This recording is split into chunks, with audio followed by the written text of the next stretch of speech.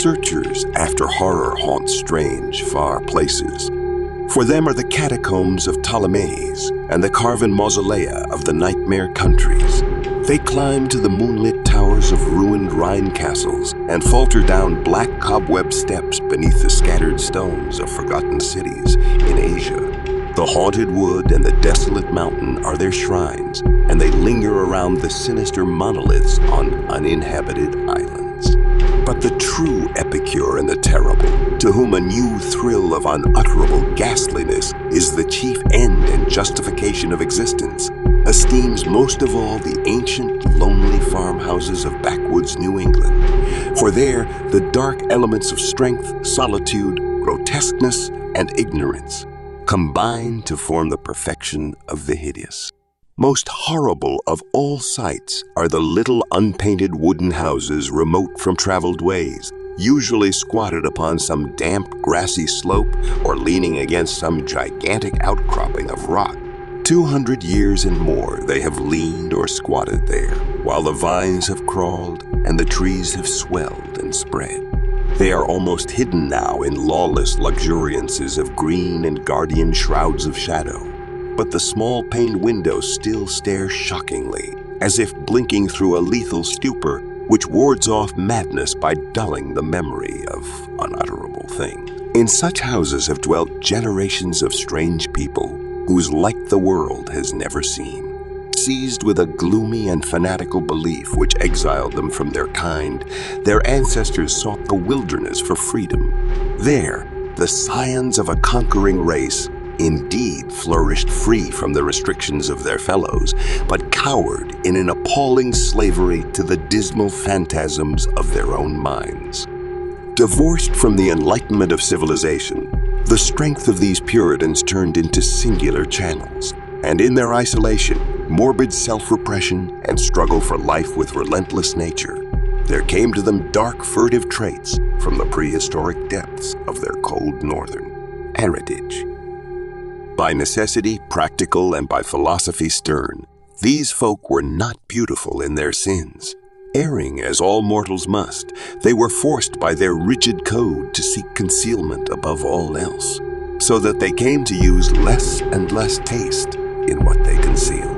Only the silent, sleepy, staring houses in the backwoods can tell all that has lain hidden since the early days, and they are not communicative, being loath to shake off the drowsiness which helps them forget.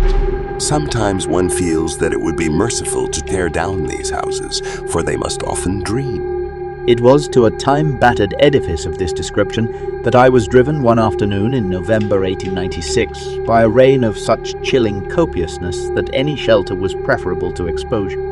I had been travelling for some time amongst the people of the Miskatonic Valley in quest of certain genealogical data, and from the remote, devious and problematical nature of my course, had deemed it convenient to employ a bicycle despite the lateness of the season. Now I found myself upon an apparently abandoned road which I had chosen as the shortest cut to Artyom, overtaken by the storm at a point far from any town, and confronted with no refuge save the antique and repellent wooden building which blinked with blared windows from between two huge, leafless elms near the foot of a rocky hill.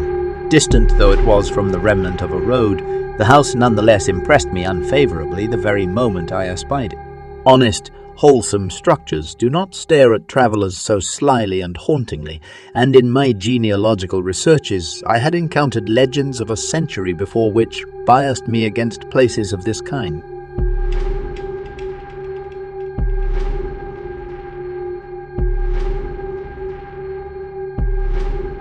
Yet the force of the elements was such as to overcome my scruples, and I did not hesitate to wheel my machine up the weedy rise to the closed door, which seemed at once so suggestive and secretive. I had somehow taken it for granted that the house was abandoned, yet as I approached it I was not so sure, for though the walks were indeed overgrown with weeds, they seemed to retain their nature a little too well to argue complete desertion. Therefore, instead of trying the door, I knocked, feeling I did so a trepidation I could scarcely explain. As I waited on the rough, mossy rock which served as a doorstep, I glanced at the neighbouring windows and the panes of the transom above me. and noticed that although old, rattling, and almost opaque with dirt, they were not broken. The building, then, must still be inhabited, despite its isolation and general neglect. However, my rapping evoked no response, so after repeating the summons I tried the rusty latch and found the door unfastened. Inside was a little vestibule with walls from which the plaster was falling, and through the doorway came a faint but peculiarly hateful odour. I entered, carrying my bicycle, and closed the door behind me. Ahead rose a narrow staircase, flanked by a small door probably leading to the cellar, while to the left and right were closed doors leading to rooms on the ground floor. Leaning my cycle against the wall, I opened the door at the left and crossed into a small, low-ceiled chamber, but dimly lighted by its two dusty windows and furnished in the barest and most primitive possible way. It appeared to be a kind of sitting room, for it had a table and several chairs, and an immense fireplace above which ticked an antique clock on a mantel. Books and papers were very few, and in the prevailing gloom I could not readily discern the title. What interested me was the uniform air of archaism as displayed in every visible detail.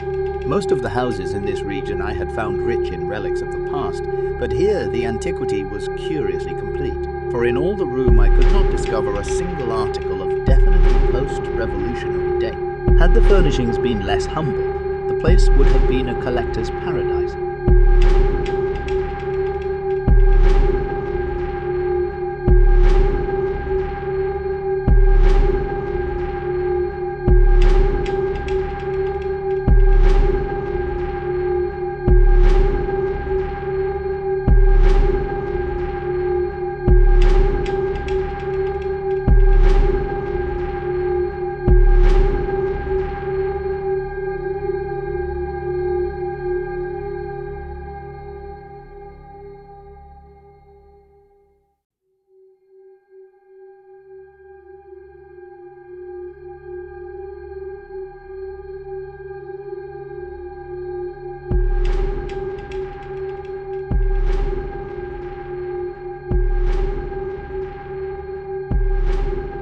As I surveyed this quaint apartment, I felt an increase in that aversion first excited by the bleak exterior of the house.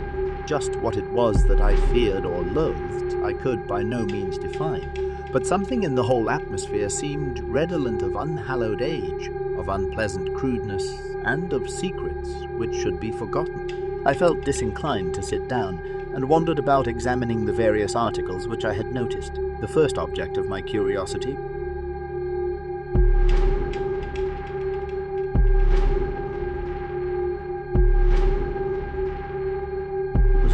medium's eyes lying upon the table and presenting such an antediluvian aspect that I marvelled at beholding it outside a museum or library. It was bound in leather with metal fittings, and was in an excellent state of preservation, being altogether an unusual sort of volume to encounter in an abode so lowly. When I opened it to the title page, my wonder grew even greater, for it proved to be nothing less rare than Pigafetta's account of the Congo region, written in Latin from the notes of the sailor Lopez and printed at Frankfurt in 1598.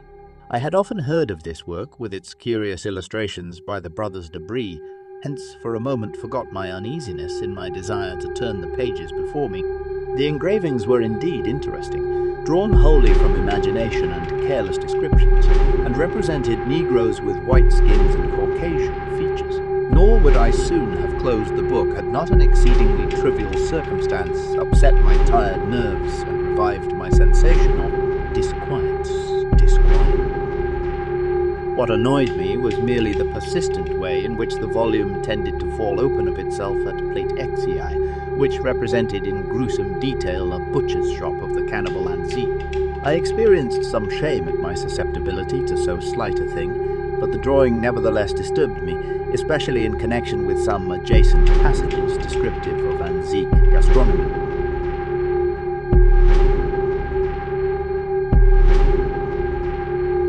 I had turned to a neighbouring shelf and was examining its meagre literary contents: an 18th century Bible, a Pilgrim's Progress of like period, illustrated with grotesque woodcuts and printed by the almanac maker Isaiah Thomas, the rotting bulk of Cotton Mather's Magnalia Christi America, and a few other books of evidently equal age, when my attention was aroused by the unmistakable sound of walking in the room over overhead. At first astonished and startled, considering the lack of response to my recent knocking at the door, I immediately afterward concluded that the walker had just awakened from a sound sleep, and listened with less surprise as the footsteps sounded on the creaking stair. The tread was heavy, yet seemed to contain a curious quality of cautiousness, a quality which I disliked the more because the tread was heavy. When I had entered the room, I had shut the door behind me. Now, after a moment of silence, during which the walker may have been inspecting my bicycle in the hall, I heard a fumbling at the latch and saw the panelled portal swing open again.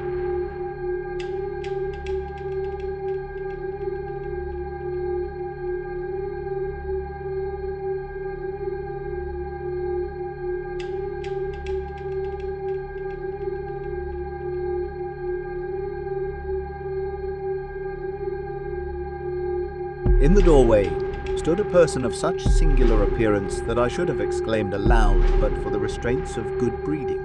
Old, white, bearded, and ragged, my host possessed a countenance and physique which inspired equal wonder and respect. His height could not have been less than 6 feet, and despite a general air of age and poverty, he was stout and powerful in proportion. His face, almost hidden by a long beard which grew high on the cheeks, seemed abnormally ruddy and less wrinkled than one might expect, while over a high forehead fell a shock of white hair little thinned by the years. His blue eyes, though a trifle bloodshot, seemed inexplicably keen and burning, but for his horrible unkemptness, the man would have been as distinguished-looking as he was impressive. This unkemptness, however, made him offensive despite his face and figure. Of what his clothing consisted I could hardly tell, for it seemed to me no more than a mass of tatters surmounting a pair of high, heavy boots, and his lack of cleanliness surpassed description.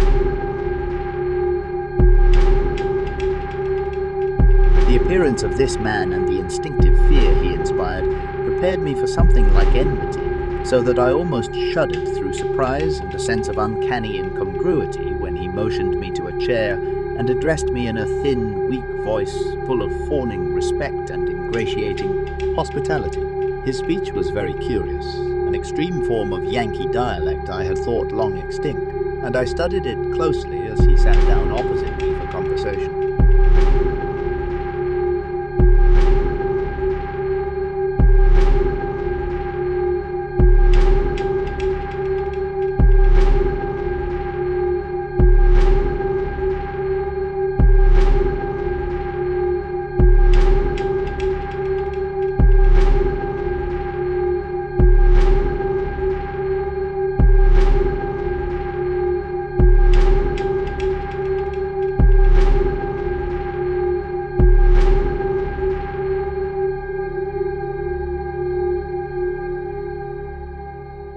Catched in the rain be ye, he greeted.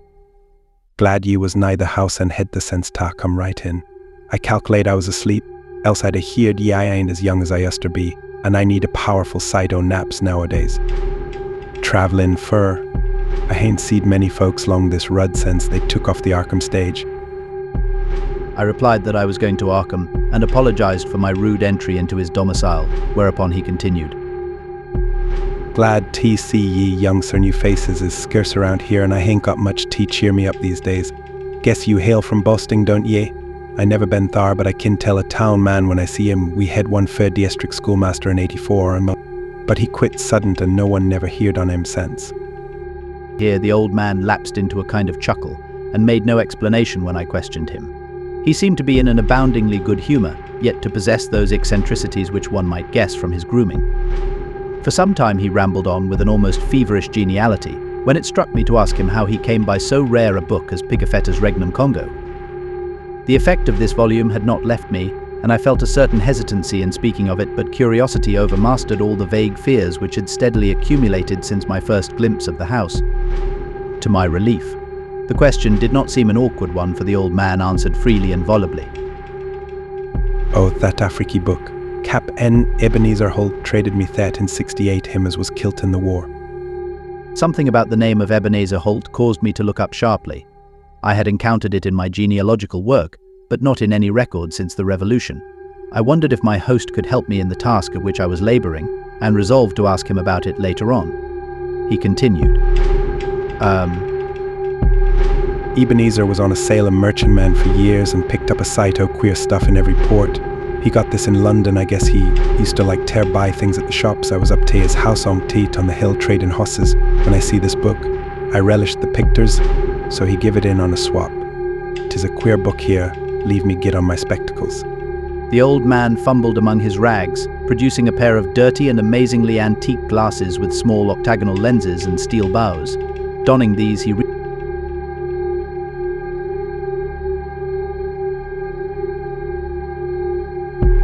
for the volume on the table and turned the pages lovingly. Ebenezer could read a little o' this 'tis Latin, but I can't. I had 2 or 3 schoolmasters read me a bit, and Passon Clark him they say got drowned in the pond. Can you make anything out in it? I told him that I could, and translated for his benefit a paragraph near the beginning. If I erred, he was not scholar enough to correct me, for he seemed childishly pleased at my English version. His proximity was becoming rather obnoxious, yet I saw no way to escape without offending him. I was amused at the childish fondness of this ignorant old man for the pictures in a book he could not read, and wondered how much better he could read the few books in English which adorned the room. This revelation of simplicity removed much of the ill-defined apprehension I had felt, and I smiled as my host rambled on. Queer how pictures can set a body thinking. Take this you in here near the front. Have you ever seen trees like that with big leaves a flopping over and down? And them men them can't be niggers, they do beat all. Kinder like Injuns, I guess, even if they be in Africa. Some o' these here critters looks like monkeys or half monkeys and half men, but I never heard o' nothing like this yoon. Here he pointed to a fabulous creature of the artist, which one might describe as a sort of dragon with the head of an alligator. But now I'll shew ye the best on over here nigh the middle. The old man's speech grew a trifle thicker, and his eyes assumed a brighter glow, but his fumbling hands, though seemingly clumsier than before, were entirely adequate to their mission. The book fell open, almost of its own accord, and as if from frequent consultation at this place, to the repellent 12th plate chewing a butcher's shop amongst the Anzique cannibals. My sense of restlessness returned, though I did not exhibit it. The especially bizarre thing was that the artist had made his Africans look like white men. The limbs and quarters hanging about the walls of the shop were ghastly, while the butcher with his axe was hideously incongruous. But my host seemed to relish the view as much as I disliked it. What do ye think o' this ain't never see the like hereabouts, eh? When I see this I tell thee, behold, that soothin' ta stir ye up and make ye blood tickle. When I read in scripture about slaying, na like the Midianites was slew, I kinda think things out. But I ain't got no picture of it. Here a body kin see all they is to it, I suppose 'tis sinful. But ain't we all born and living in sin? That feller being chopped up gives me a tickle. Every time I look at him, I heave tea keep looking at him, see why the butcher cut off his feet. Thars I look at him, I heave tea keep looking at him, see why the butcher cut off his feet. Thars his head on the bench with one arm side of it, and t other arms on the ground side o' the meat block. As the man mumbled on in his shocking ecstasy, the expression on his hairy, spectacled face became indescribable, but his voice sank rather than mounted. My own sensations can scarcely be recorded. All the terror I had dimly felt before rushed upon me actively and vividly, and I knew that I loathed the ancient and abhorrent creature so near me with an infinite intensity. His madness, or at least his partial perversion, seemed beyond dispute. He was almost whispering now, with a huskiness more terrible than a scream, and I trembled as I listened. As I says, 'tis queer how pictures sets ye thinking. Dee ye know, young sir, I'm right sot on this yun here. Arter I got the book off EB, I used to look at it a lot, especially when I'd heard Passon Clark rant o' Sundays in his big wig. I tried something funny here, young sir. Don't get scared, all I done was tear a look at the picture afore I killed the sheep for market. Killing sheep was kinder more fun arter looking at it. The tone of the old man now sank very low, sometimes becoming so faint that his words were hardly audible. I listened to the rain and to the rattling of the bleared, small paned windows and marked a rumbling of approaching thunder quite unusual for the season. Once a terrific flash and peal shook the frail house to its foundations, but the whisperer seemed not to notice it. Killing sheep was kinder more fun, but twa'n't quite satisfying. Queer how a craven gets a holt on ye, as ye love the almighty young man. Don't tell nobody, but I swore to God they picture begun ta make me hungry for victuals I couldn't raise nor buy here. Set still a meat. What's ailing ye? I didn't do nothing. Only I wondered how 'twould be if I did they say meat makes blood and flesh, and gives ye new life. So I wondered if Tuden make a man live longer and longer if 'twas more the same, but the whisperer never continued. The interruption was not produced by my fright, nor by the rapidly increasing storm amidst whose fury I was presently to open my eyes on a smoky solitude of blackened ruins. It was produced by a very simple, though somewhat unusual happening. The open book lay flat between us, with the picture staring repulsively upward.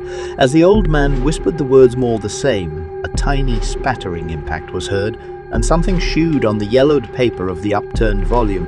I thought of the rain and of a leaky roof, but rain is not red. On the butcher's shop of the Anzik cannibals, a small red spattering glistened picturesquely, lending vividness to the horror of the engraving. The old man saw it and stopped whispering even before my expression of horror made it necessary, saw it and glanced quickly toward the floor of the room he had left an hour before.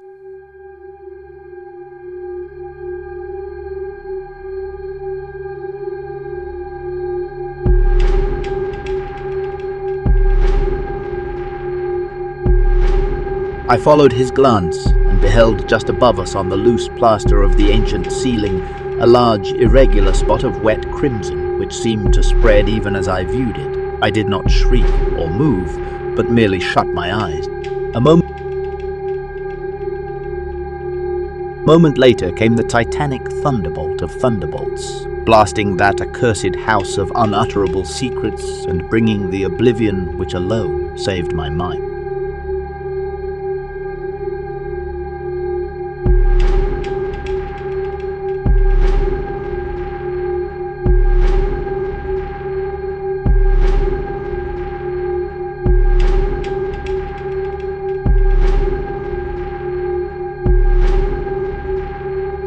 And that's going to do it for today. If you liked this video and got something out of it, please consider subscribing. It really helps our channel grow and reach more people just like you.